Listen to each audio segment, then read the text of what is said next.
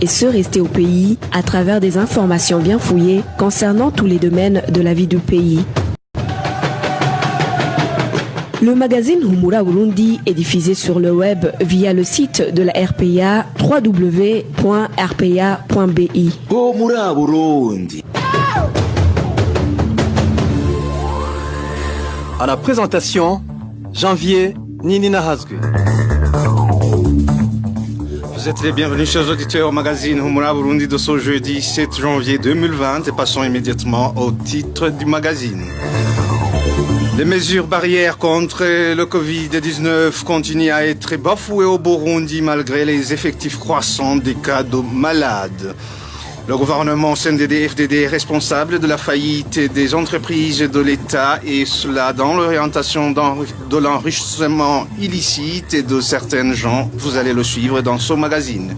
Et dans la page environnement, nous vous parlerons nous visiterons avec vous la forêt de la Kibila. Le développement des titres, c'est dans quelques instants. Lucie Kabela sur la mise en onde, ingénieur Egide Mwemero pour la prise d'image. Encore une fois, bienvenue, page sécuritaire d'abord. 2 personnes ont été tuées, poignardées lundi sur la colline Muyange en commune Mutaro de la province Gitega. Les sources de la RPA indiquent que les conflits familiaux seraient derrière ce double meurtre. L'auteur du crime a comparu dans un procès en flagrance ce jeudi. N'est-ce pas Hervé Niuhir?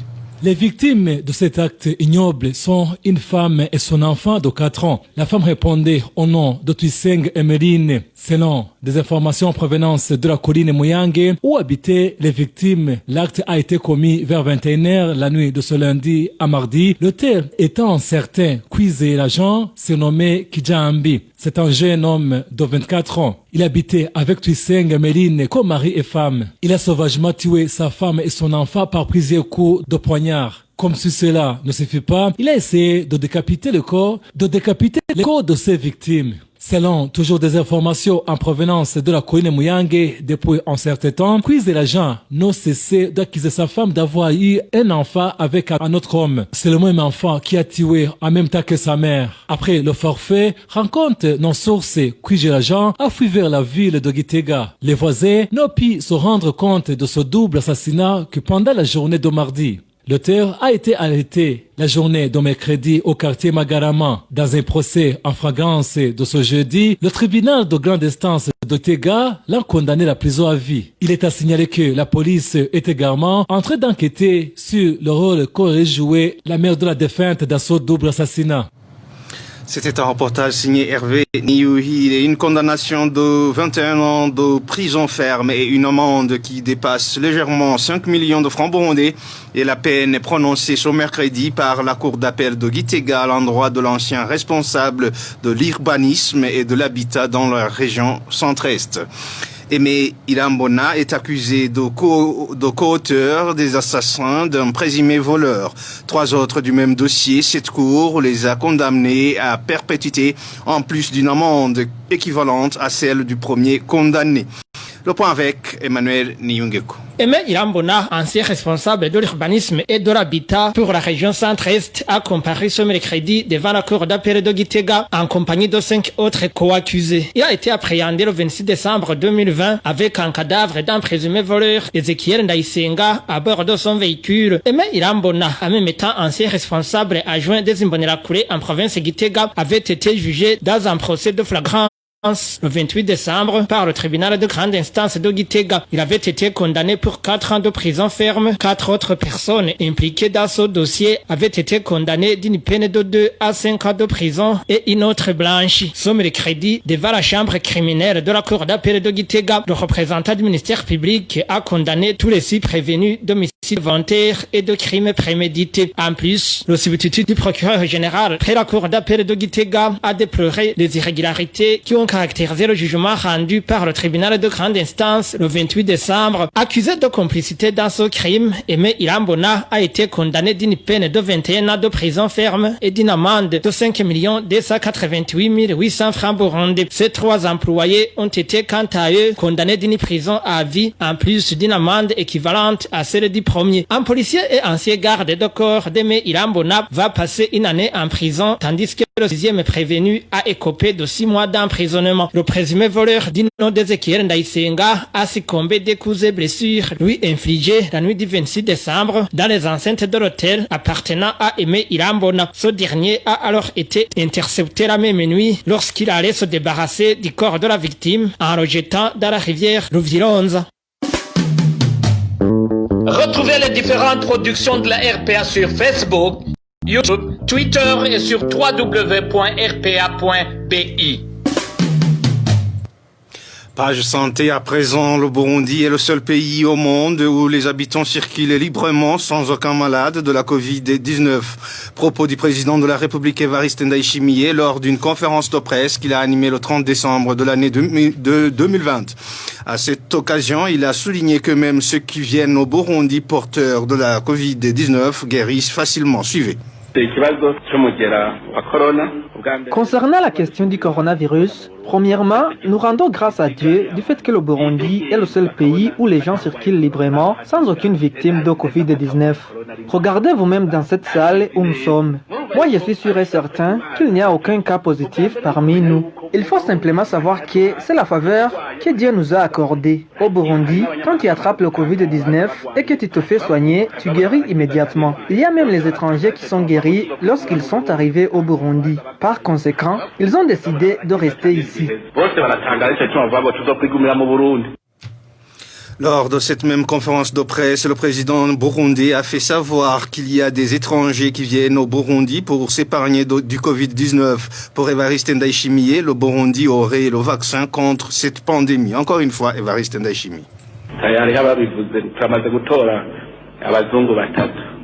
Nous avons déjà reçu 3 blancs et l'un d'eux nous a dit qu'il cherchait l'asile pour voir l'évolution de la situation de cette pandémie. Par la suite, il nous a signifié qu'il ne quittera plus le Burundi. Les 2 autres étaient venus atteints de la Covid-19, mais une fois chez nous, ils sont guéris. Donc, vous comprenez bien que nous avons déjà eu le vaccin.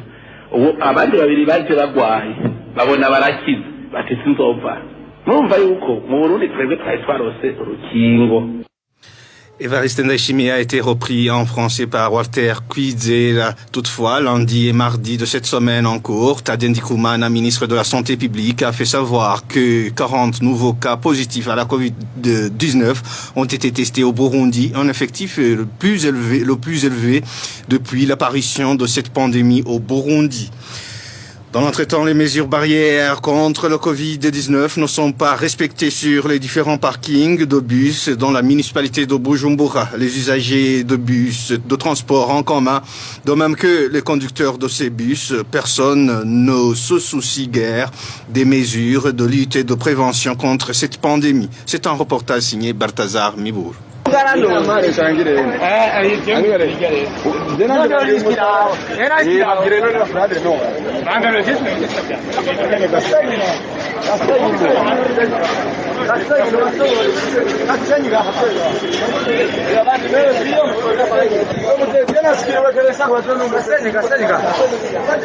Nous sommes sur le parking de bus qui dessert les quartiers du nord de la ville de Bujumbura. Le constat est que les mesures barrières contre le Covid-19 n'intéressent presque personne. Le minimum de cela n'est pas observé ou encore l'eau pour cette fête n'est pas disponible. Relate les usagers du transport en commun.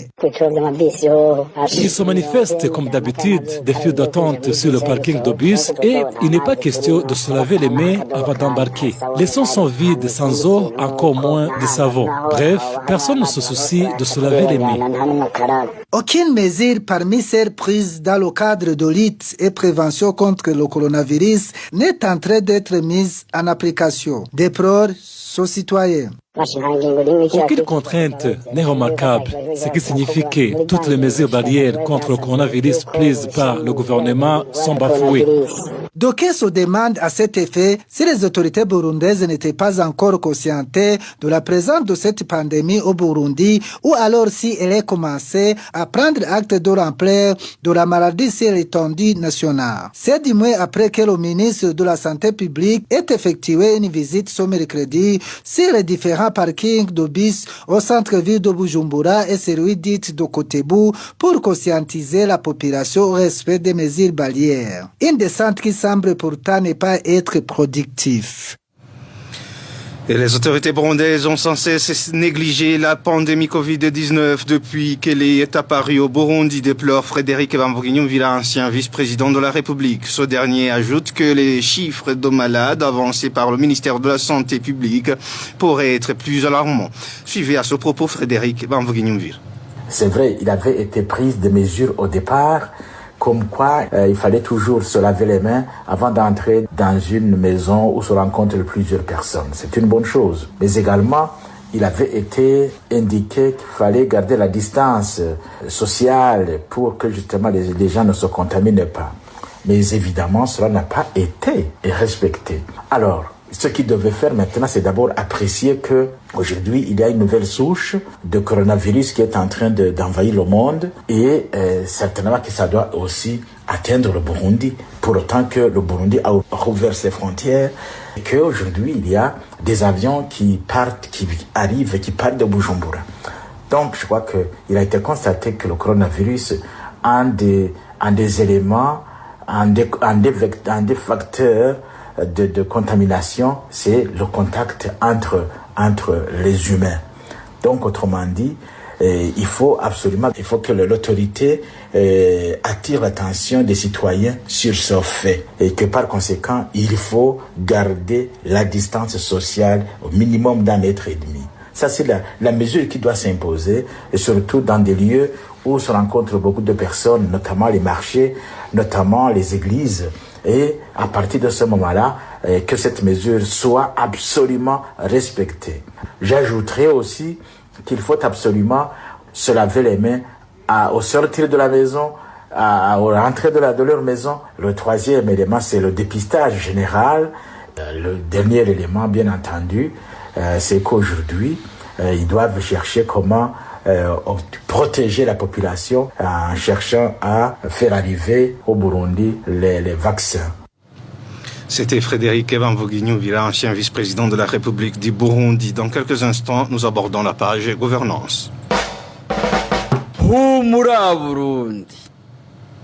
Le régime CNDD-FDD, le principal responsable de la mauvaise santé financière de la Régie des eaux, l'unique entreprise nationale de production et de distribution d'eau et d'électricité. Une responsabilité qui se manifeste à travers des contrats que ce régime a cautionnés pour ses intérêts sectaires au détriment de l'entreprise. L'un de ces contrats est celui qui la Régie des eaux à la société privée Interpétrole, une société favorite du régime CNDD-FDD.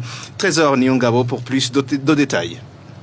Le contrat entre la Régie des eaux et l'Interpétrole concerne la fourniture par ce dernier d'une énergie produite à base d'une centrale thermique à gazoil. Ce contrat a été signé en septembre 2017 pour 10 ans, confirmé et irrévocable, comme stipulé par l'article 4 de cet acte d'engagement. Prévoyant les difficultés dans lesquelles allait être entraînée la Régie des eaux, le groupe technique d'études et préparation du contrat avait pourtant proposé de commencer d'abord par un contrat d'essai de 2 ans. Une proposition balayée d'un revers de main par le pouvoir du CNDD-FDD à cette époque, révèlent nos sources au sein de la Régie des eaux. Malgré les alertes de différents acteurs avisés, notamment des experts du domaine, le personnel de la Régie des eaux, la société civile et les médias, qui étalaient les risques que courait l'entreprise, le pouvoir du CNDD-FDD a décidé de signer et de contraindre la Régie des eaux, exclue dès le début des négociations, de signer le contrat avec la société privée Interpétrole de Tariq Bachir. Un contrat qui offrait sur un plateau d'argent des avantages gigantesques à Interpétrole, privilégié suite aux relations que cet investisseur entretient depuis longtemps avec le CNDD-FDD. De ce fait, le gouvernement burundais venait d'entraîner son unique société de distribution d'eau et d'électricité dans une consommation journalière de 30 MW, moyennant un paiement de 6 milliards de francs burundais chaque mois. Ressentant la cherté de cet engagement et les difficultés à honorer les clauses du dit contrat, la Régie des eaux a opté de se limiter à une consommation journalière maximale de 20 MW.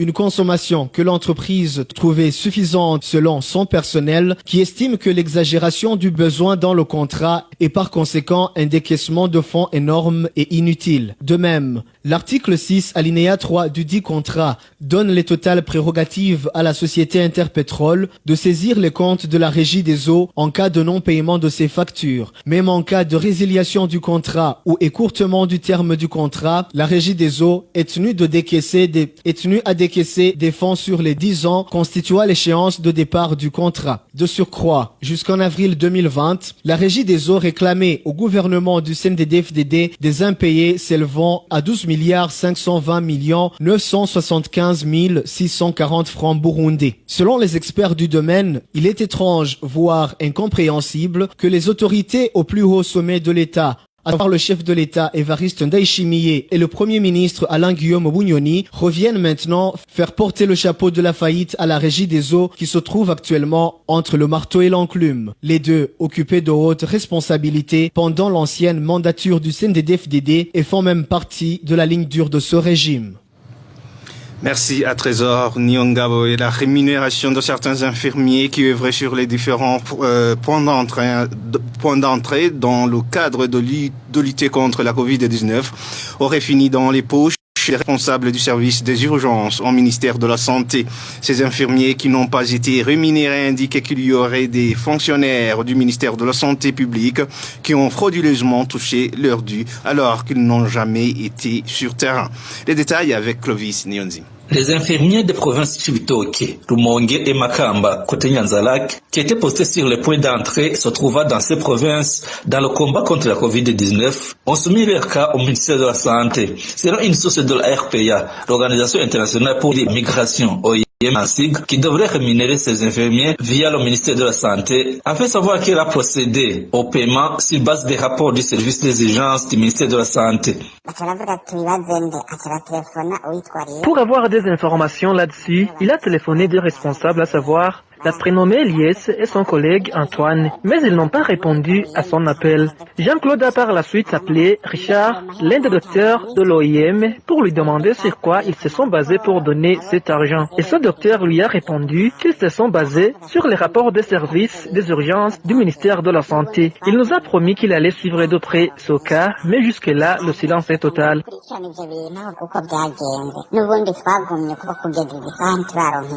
Ces fonds qui étaient destinés au paiement de ces infirmiers qui travaillaient sur les points d'entrée des provinces précitées auraient été profités par certains fonctionnaires du ministère de la Santé qui n'ont jamais mis les pieds sur le terrain, comme le précise notre source. Mais, d'après les informations que nous avons eues, notre argent aurait été octroyé aux fonctionnaires du ministère de la Santé. Pire encore, Dr Lies aurait posté 2 travailleurs à l'aéroport dans la même semaine, mais elle les a obligés de lui donner sa part une fois touché cet argent. Comme elle savait que cet argent allait être disponible, elle l'a fait en connaissance de cause et ces 2 travailleurs ont fini par toucher l'argent, puis l'ont partagé avec Dr Lies.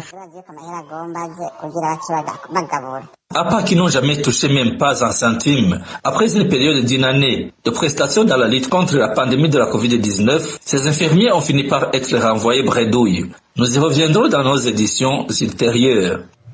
Merci à Clovis Nyonzi. Ma dernière page de ce magazine dans nos séries de reportages sur l'environnement. Aujourd'hui, nous allons visiter ensemble la Kivira. Et de par son importance, cette forêt qui constitue le parc national était très important pour la population depuis la royauté. Et quelques traits caractéristiques de cette forêt naturelle avec éloge divin Remesh. Le parc national de la Kivira se trouve au nord-ouest du Burundi. Ce parc touche 4 provinces du Burundi, à savoir Muramvya, Kayanza, Chibitoke et Bubanza. La Kivira fait partie des aires protégées du Burundi. Burundi. Les chercheurs en environnement font savoir que la Kibira mesure en moyenne 80 km de longueur et 8 km de largeur. La superficie du parc national de la Kibira est d'environ 400 km². Il a été créé en 1933. Les livres d'histoire et la tradition orale révèlent que le roi du Burundi pratiquait la chasse dans la Kibira, ce qui rendait le parc national de la Kibira un lieu très respecté. À cette époque, le Burundi était encore sous la tutelle belge et faisait partie du territoire Rwanda-Urundi. Un décret sorti en 1980 est venu confirmer celui de 1933 qui érige la Kibira en l'une des aires protégées du Burundi. Aujourd'hui, ce parc national est une richesse inestimable pour le Burundi car il compte plusieurs espèces de la faune et de la flore. Mais les défenseurs de l'environnement s'accordent sur le fait que ce parc est menacé par des individus, ce qui par conséquent fait diminuer petit à petit son étendue, laissant ainsi des inquiétudes aux amoureux de la nature. À ces menaces des particuliers s'ajoutent ceux commis par les institutions étatiques qui menacent aussi ce parc, à l'instar de l'OTB qui défriche les rizières de la Kibira pour étendre ses champs de culture. Dans l'édition de ce vendredi, nous reviendrons sur l'importance de ce parc. Et voilà, mes chers auditeurs et auditrices, c'est sur ce reportage de Éloge Divin Aimé Chaque nous mettons fin à ce magazine Humura Burundi de ce jeudi 7 janvier 2021. Merci pour votre aimable écoute. Merci à toute l'équipe de la rédaction. Merci à Lucie Kabela et à l'ingénieur Régis Demouemero pour la bonne collaboration technique. À la présentation, vous étiez avec Jean-Génie Nazoué. Passez de bons moments chez vous.